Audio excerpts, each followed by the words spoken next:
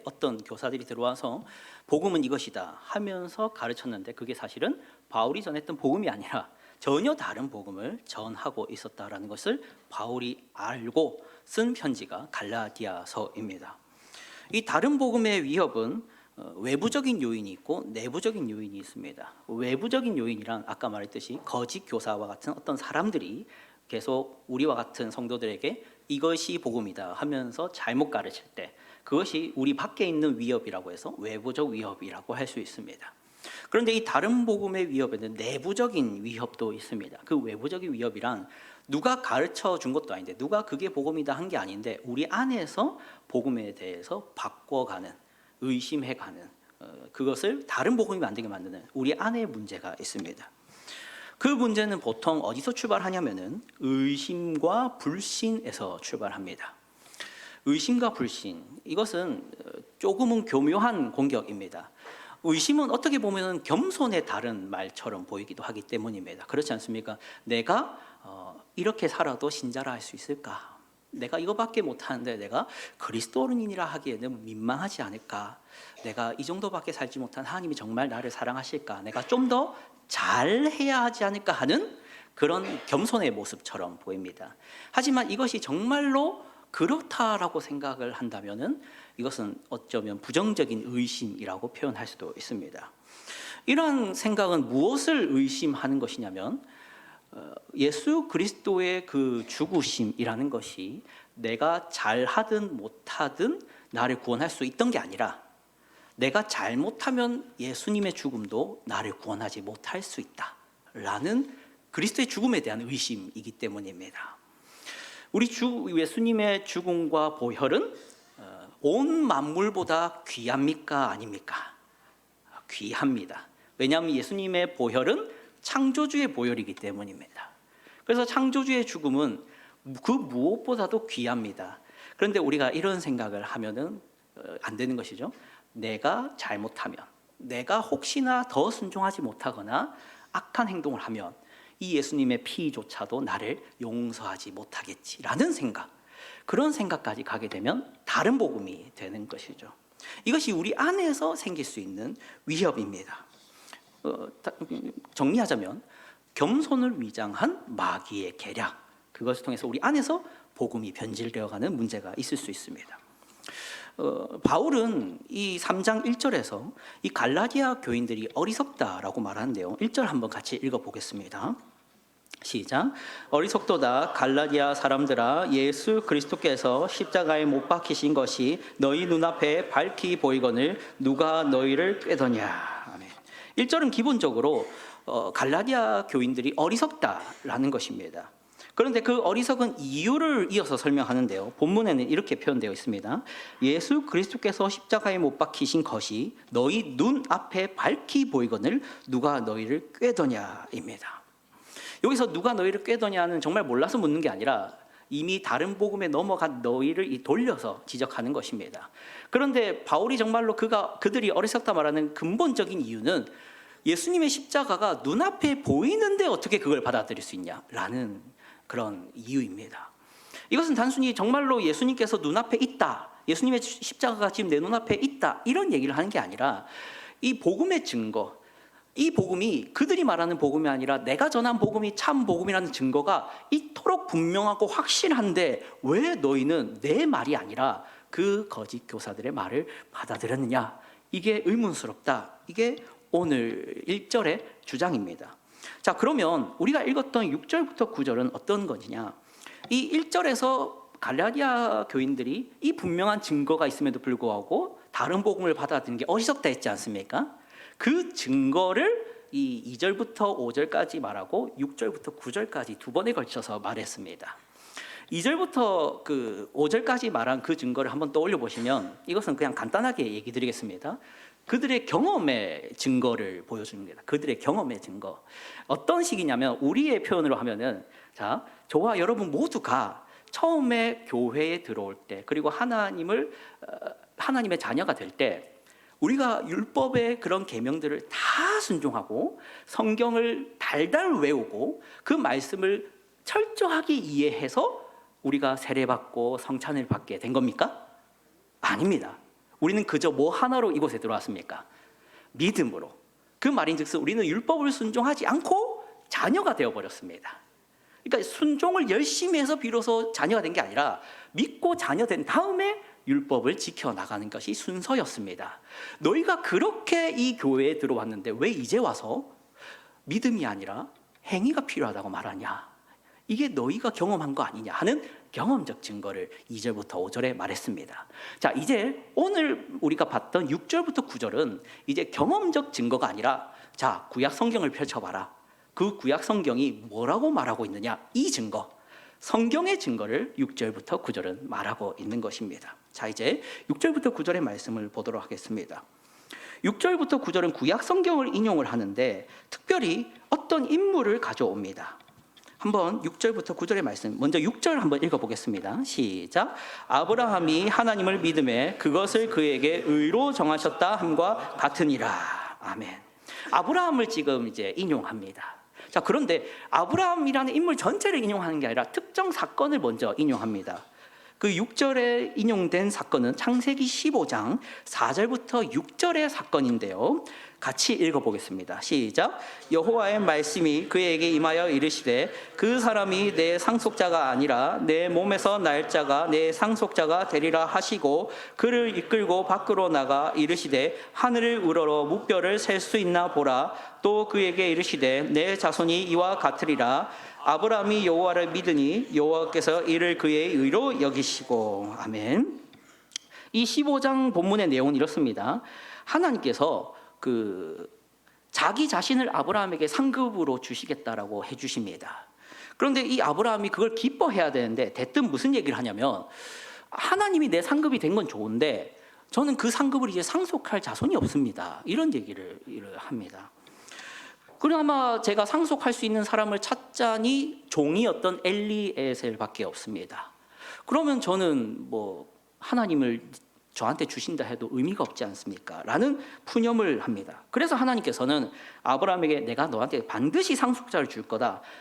너한테서 나올 자가 내 상속자가 될 것이다 라고 약속을 하시는 장면입니다.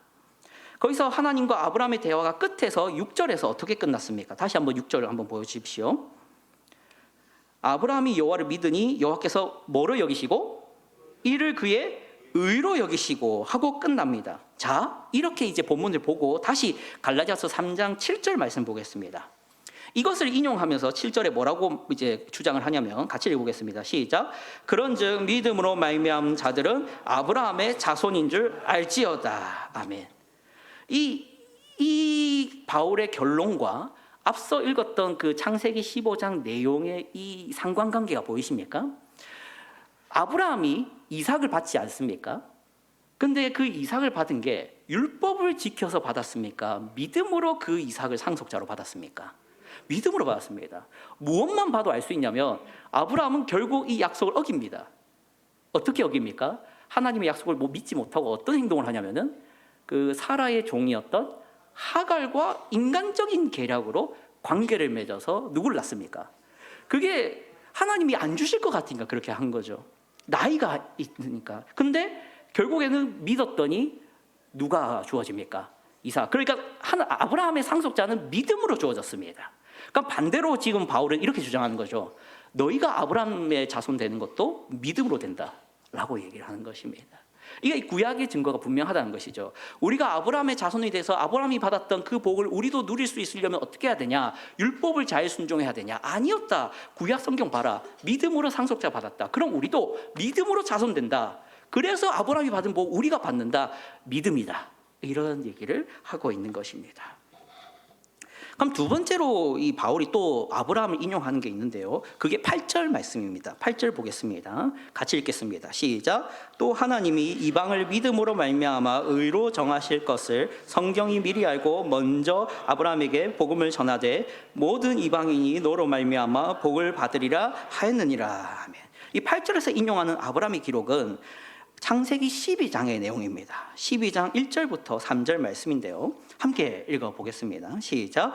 여호와께서 아브라함에게 이르시되 너는 너의 고향과 친척과 아버지의 집을 떠나 내가 내게 보여줄 땅으로 가라.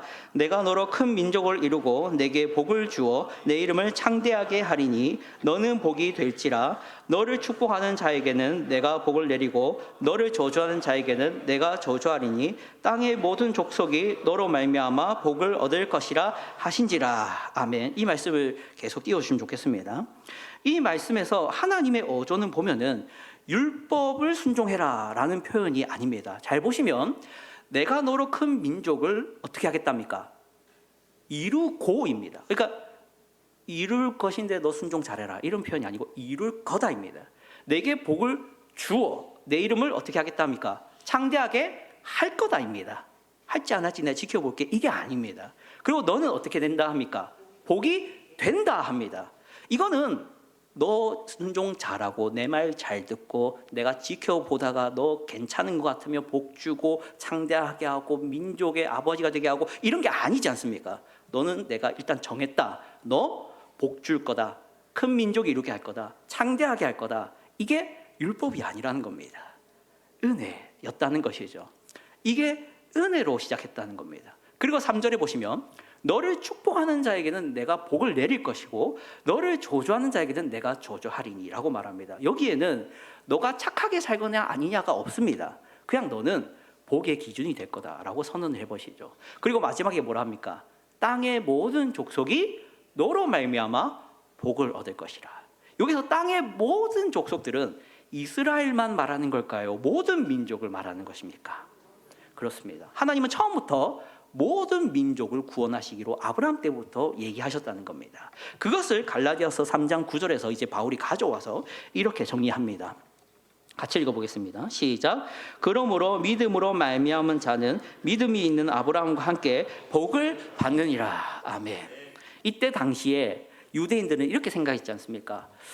너희가 유대인이 돼야 아브라함의 복을 받을 수 있는 거다라고 얘기했지 않습니까? 다른 복음의 핵심이 무엇입니까? 너희 우리들처럼 할례 받아야 돼. 너희 우리들처럼 할례를 안 받았잖아. 너희 이방인들은 그냥 믿기만 했잖아. 근데 그걸로 부족해. 너희 할례도 받아. 할례를 받아야 유대인들이 될 수 있어. 그리고 유대인이 돼야 아브라함의 혈통적인 자손이라 할 수 있겠지. 그런데 너희는 할례를 안 받았으니 아직은 그 아브라함의 복을 너희도 얻기는 어려워. 이게 그 유대인들의 다른 복음이지 않습니까? 그러나 바울은 이렇게 말하는 겁니다. 애초부터 하나님은 아브라함을 통하여 모든 민족에게 복을 주시기로 정했다라는 게 성경에 분명히 있지 않느냐? 그러면 이방인들이 유대인이 돼야 복을 받는 게 아니라 아브라함처럼 믿기만 하면 그의 자손이 되고 아브라함처럼 믿기만 하면은 복을 받을 것이다. 이 주장을 이제 하는 것입니다. 자, 정리하도록 하겠습니다. 구약 성경을 보라는 겁니다. 지금 6절부터 9절은 그냥 결론은 너희가 지금 구약 성경을 봐라. 너희가 구약 성경을 읽으면서도 왜 다른 복음을 받아들이냐? 마치 믿음 외에 믿음으로 불충분하고 순종과 행위와 성품과 인격과 탁월한 삶과 업적과 어떤 사역의 열매들이 마치 너에게 더해져야 하나님이 너희를 자녀 삼거나 아니거나 복 주시거나 아니거나 할 분으로 생각하는 거냐? 그것은 하나님을 모독하는 것이다 라고 말하고 있는 것입니다.